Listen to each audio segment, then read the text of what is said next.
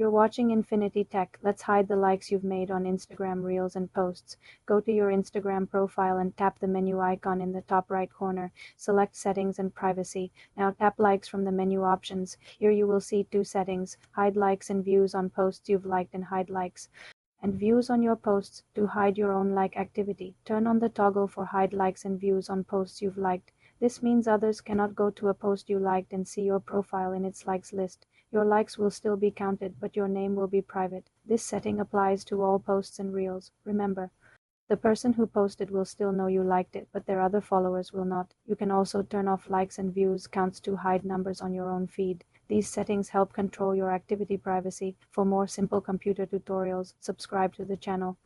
You're watching Infinity Tech. Let's enable crossfade on Apple Music to blend your songs together smoothly. First, open the Apple Music app on your iPhone. Tap on your profile picture in the top right corner to access your account settings. From the menu, select Settings. Inside the Settings menu, look for the option labeled Audio.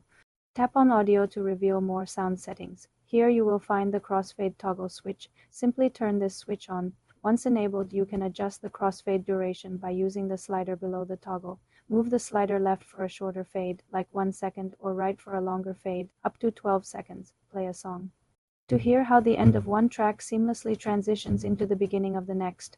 This setting applies to music you stream and also to songs you have downloaded to your library. The crossfade feature works on iPhone and iPad, but is not available on Apple Music for Mac computers. For more simple computer tutorials, subscribe to the channel.